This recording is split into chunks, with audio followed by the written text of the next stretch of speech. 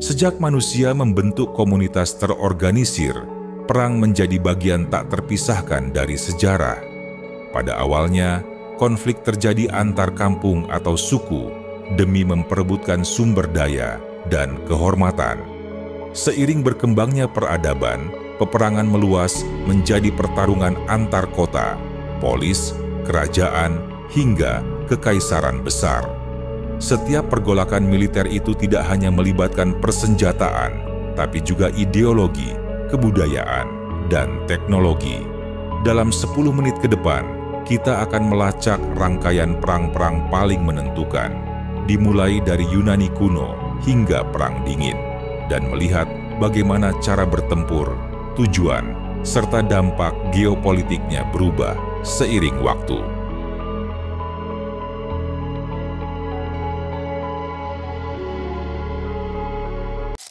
Meskipun berakar pada mitos dan epik Homer, Perang Troya menjadi simbol awal konflik besar di dunia Mediterania. Diceritakan bahwa Helen, istri Raja Menelaus dari Sparta, diculik oleh Pangeran Paris dari Troya, Ilion.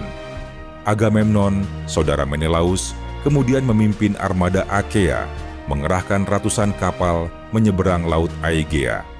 Pengepungan yang diperkirakan berlangsung puluhan tahun ditutup dengan taktik kuda kayu.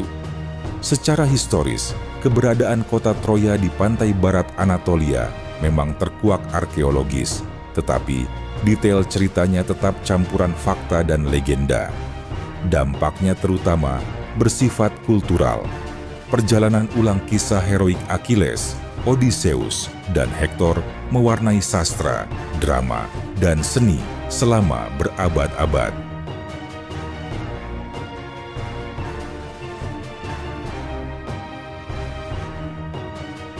Awal abad kelima sebelum Masehi, kota-kota Ionia di pantai barat Asia Kecil memberontak melawan Kekaisaran Persia. Athena dan Eretria mengirim bantuan, sehingga Darius merasa perlu menegakkan hukuman dan mendemonstrasikan kekuatan ke Yunani daratan. Invasi pertama Persia berakhir dengan kekalahan pasukan Persia di Marathon ketika Miltiades memimpin Athena memukul mundur gelombang infanteri Persia. Selanjutnya, Xerxes pergi melancarkan invasi besar. 300 Spartan di Thermopylae bertahan mati-matian meski akhirnya gugur, tapi pasukan Yunani berhasil meregangkan waktu. Armada Yunani, di antaranya kapal-kapal Athena, memenangi pertempuran Salamis, lalu koalisi Yunani di Plataea menghancurkan sisa pasukan Persia. Kemenangan ini memperkokoh solidaritas polis-polis Yunani, meski pada akhirnya perpecahan internal lahirkan Perang Peloponnesus.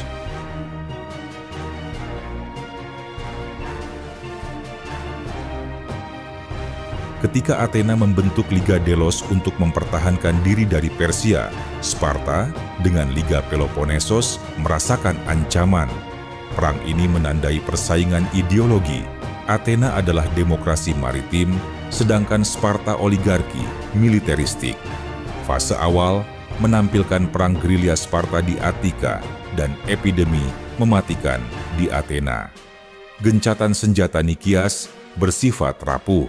Antara 415 sampai 413 sebelum Masehi, Athena mengirim ekspedisi besar ke Sisilia untuk menyerang Sirakius, tetapi armada Athena hancur total. Setelah itu, Sparta berbalik dikuatkan Persia membangun armada lautnya, lalu menghancurkan armada Athena di Aegospotami. Athena menyerah, demokrasi diganti tirani pro-Sparta, menandai akhir kejayaan Athena.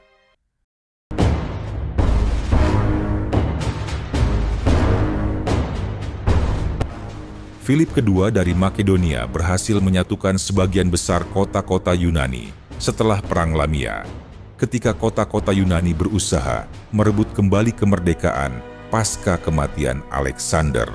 Lalu, Alexander III, Alexander Agung, melanjutkan kampanye melawan Persia, menjadi kemenangan pertama di Asia Kecil. Isos memaksa Darius terah mundur. Pengepungan Tirus menunjukkan dominasi laut, lalu Gaugamela membuka jalan ke jantung Persia. Setelah menaklukkan Mesir dan mendirikan Alexandria, Alexander maju hingga India, bertempur di Hidaspes, melawan Raja Porus. Meski menang, kelelahan pasukan memaksa dia kembali. Alexander wafat di Babylon, dan kerajaannya terpecah di antara jenderal-jenderalnya, memunculkan era Helenistik.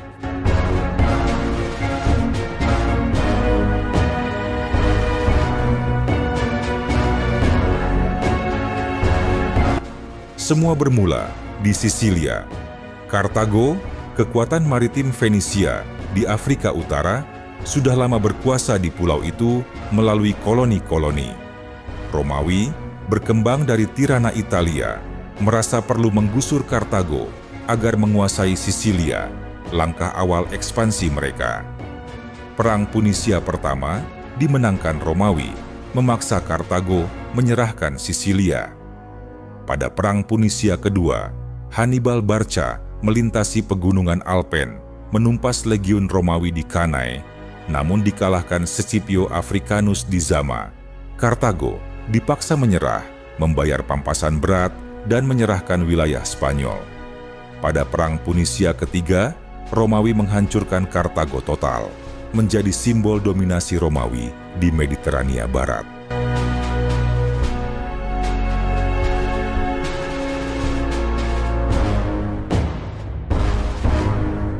Setelah menaklukkan Yunani, Asia Kecil, Gallia Cisalpina, dan Hispania, internal Romawi diwarnai perselisihan antara kaum Optimats, Senat konservatif, dan Populares, populis.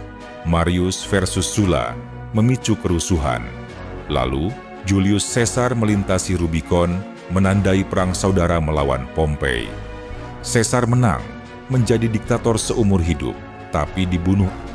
Ketegangan berlanjut hingga Octavianus, kemudian Kaisar Augustus mengalahkan Mark Antony dan Cleopatra di Actium, lalu menata ulang Romawi menjadi kekaisaran.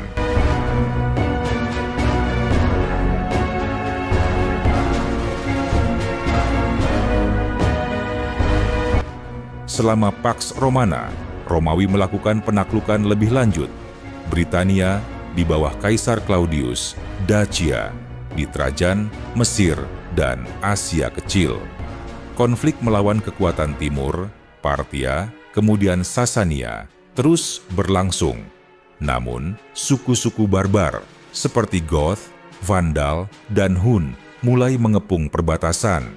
Invasi Visigoth ke Roma menjadi simbol runtuhnya kekuasaan Romawi Barat.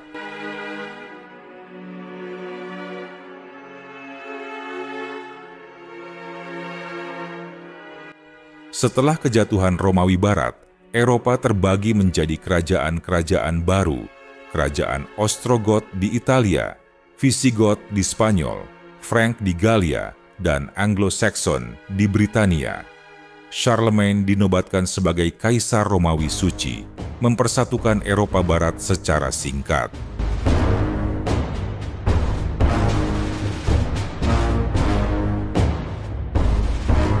Setelah wafatnya Nabi Muhammad, kekhalifahan Rashidun, lalu Umayyah dan Abbasiyah merangsek ke timur Bizantium, Anatolia, Suriah, Mesir, dan Afrika Utara. Pertempuran Yarmuk menundukkan Suriah, lalu pengepungan Konstantinopel menjadi titik balik. Bizantium berhasil bertahan, tapi terus terdesak. Antara abad ke-7 dan ke-11, perbatasan Bizantium merosot ke garis Balkan, memunculkan ketegangan yang memuncak dalam Perang Salib.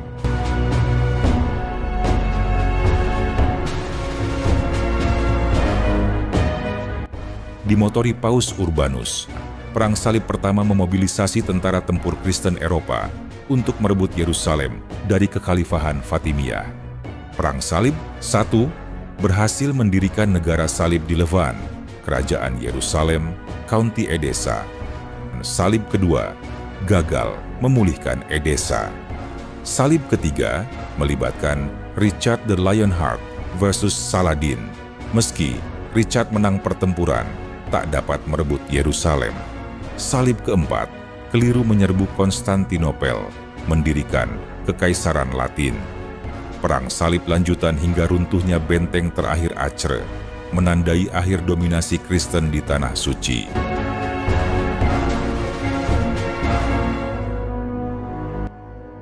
Dari stepa Asia Tengah, Genghis Khan merajai suku Mongol, lalu menyerbu Kekaisaran Khwarazm, Persia, Asia Tengah, sampai Eropa Timur. Putranya, Hulagu Khan, menaklukkan Baghdad, menumpas kekhalifahan Abbasiyah. Pasukan Mongol memunculkan imperium terbesar secara kontigu, membuka jalur sutra, namun juga menimbulkan kehancuran masif.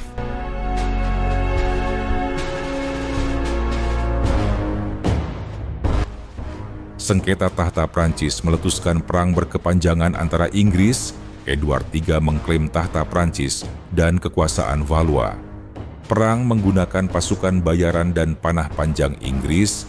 Meskipun Inggris menguasai sebagian besar Prancis Barat Daya, perlawanan Joan of Arc membalikan keadaan. Prancis merebut Orleans, memulihkan tahta Charles, menuntaskan kemenangan Prancis. Merebut Bordeaux, sehingga hanya tersisa pelabuhan Calais sebagai wilayah Inggris. Perang ini memunculkan nasionalisme dan kemajuan teknologi, meriam, artileri, sambil menghancurkan sistem feodal di banyak wilayah.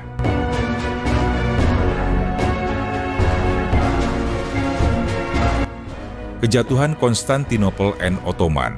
Mehmed II menaklukkan Konstantinopel, mengakhiri Bizantium. Ottoman terus meluas di Balkan, menaklukkan Serbia, Bosnia, dan Hongaria. Konflik berkepanjangan dengan Habsburg, Austria, mewarnai sisa abad ke-15 dan ke-16.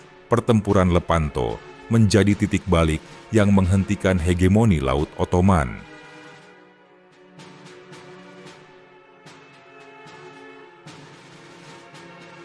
Bangsa Eropa, Portugis, Spanyol, Inggris, Belanda berebut wilayah di Afrika, Asia, dan Amerika. Konkistador Spanyol menaklukkan Aztec, Hernan Cortes, dan Inca. Francisco Pizarro. Portugis menguasai pelabuhan Malaka dan memonopoli rempah-rempah di Asia Tenggara. Inggris dan Spanyol berkonflik. Sementara itu, Perang 30 tahun berawal dari konflik agama Katolik versus Protestan, membesar menjadi pertempuran antar kekuatan Habsburg, Prancis, dan Swedia. Perang ini sangat menghancurkan wilayah Jerman, lalu berakhir dengan Perdamaian Westphalen yang merumuskan konsep kedaulatan negara.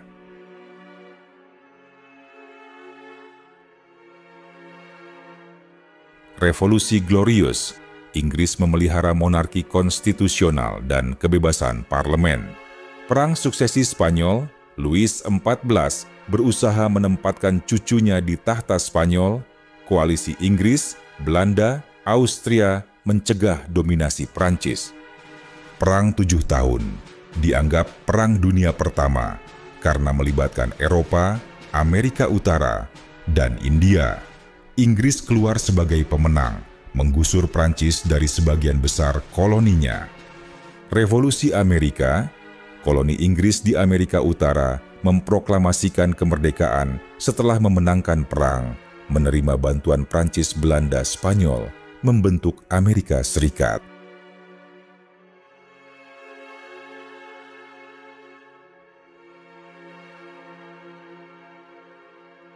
Napoleon Bonaparte menggulingkan direktori Prancis, lalu menjadi kaisar.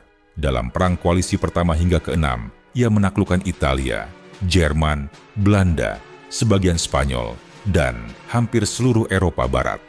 Kemenangan gemilang melawan Austria-Rusia. Invasi Rusia, titik balik buruk, kejamnya musim dingin dan serangan gerilya menghancurkan Grande Armée. Kekalahan koalisi Eropa memaksa Napoleon turun tahta, lalu dibuang ke Saint Helena. Kongres Wina merestorasi keseimbangan kekuatan di Eropa.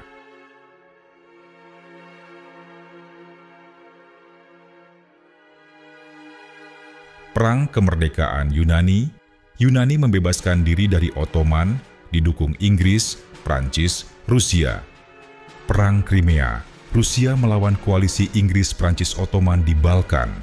kekalahan Rusia melemahkan cengkeraman Tsar. Perang Saudara Amerika, konflik Union versus Konfederasi, soal perbudakan dan federalisme. Union menang, memadamkan perbudakan. Perang Prusia-Denmark 1864, Prusia-Austria 1866, Perang Prancis-Prusia 1870 sampai 1871. Otto von Bismarck mempersatukan Jerman. Setelah menang di Sedan, Kaisar Wilhelm I dinobatkan di Versailles dan Kekaisaran Jerman lahir. Sementara itu, lomba kolonialisme membuat Eropa berebut wilayah di Afrika dan Asia, melahirkan ketegangan baru yang meletus pada Perang Dunia I.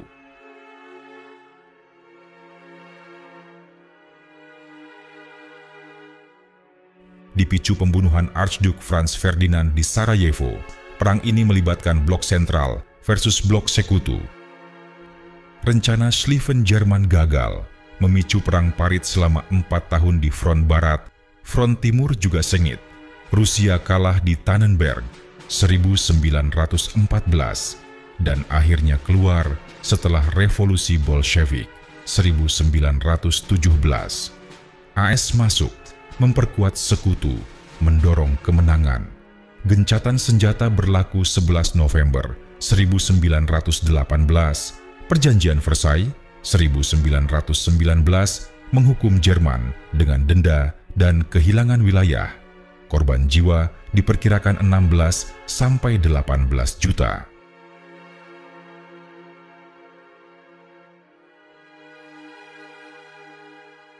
Dua dekade setelah Perang Dunia I, ketidakpuasan Jerman menimbulkan kebangkitan Nazi di bawah Adolf Hitler. Invasi Polandia 1 September 1939 memicu Britania dan Prancis menyatakan perang. 1940 sampai 1941, Blitzkrieg Jerman menghancurkan Denmark, Norwegia, Belanda, Belgia, Prancis. Battle of Britain 1940 menggagalkan invasi udara Jerman. 1941, Operasi Barbarossa, Hitler menyerbu Uni Soviet. Pearl Harbor 7 Desember 1941 membuat Amerika Serikat masuk perang melawan Jepang dan akhirnya Jerman-Italia. 1942 sampai 1943. Titik balik datang di Stalingrad saat Soviet memukul mundur Jerman. Di Midway 1942, menghancurkan armada Jepang serta El Alamein 1942, sekutu menggulung Afrika Utara. 1944 sampai 1945, D-Day memecah front barat, Soviet mendorong Jerman dari timur. Mei 1945, Jepang menyerah setelah bom atom di Hiroshima dan Nagasaki. Korban sekitar 60 hingga 85 juta jiwa, termasuk Holocaust dan kekejaman di Asia Pasifik.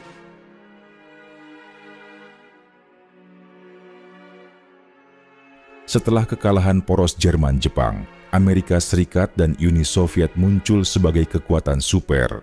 Ideologi kapitalisme liberal, AS, berhadapan dengan komunisme, Uni Soviet.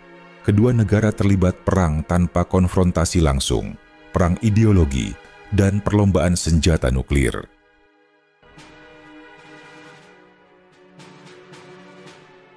Korea Utara, didukung Soviet Tiongkok, menyeberang 38 derajat lintang utara, menyerang Korea Selatan, didukung PBB AS.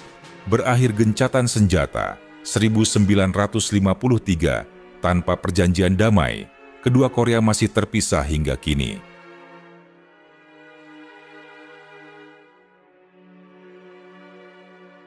Vietnam Utara, komunis, dukungan Soviet Tiongkok kontra Vietnam Selatan. Perang melibatkan gerilya, Viet Cong, dan intervensi militer secara besar-besaran. Vietnam Utara memenangkan perang pada 1975, mempersatukan Vietnam sebagai Republik Komunis. Soviet memasang rudal nuklir di Kuba. AS memblokir pulau itu. Akhirnya Soviet mundur dari Kuba. AS mencopot rudal di Turki. Titik terdekat kedua kekuatan ini menuju perang nuklir langsung.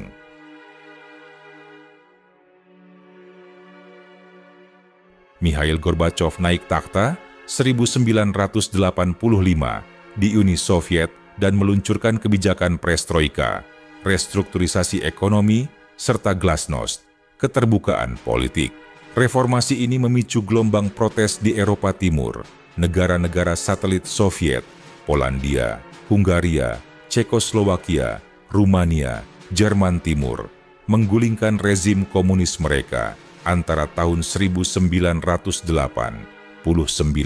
sampai 1991.